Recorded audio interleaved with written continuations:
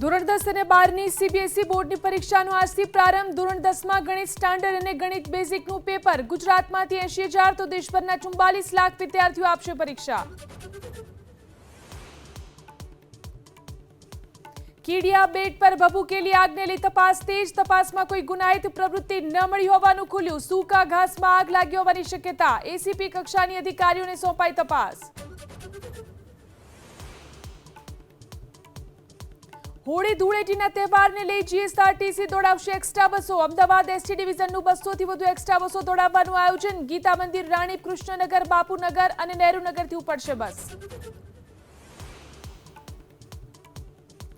ફ્રાન્સના રાષ્ટ્રપતિ ઇમેન્યુએલ મેક્રોન પહોંચ્યા મુંબઈ. એરપોર્ટ પર કરાયું ઉષ્માભર્યું સ્વાગત. આજે મુંબઈમાં પીએમ મોદી સાથે કરશે મુલાકાત. સંરક્ષણ અને વેપાર સહિતના મુદ્દા ઉપર વાટાઘાટ.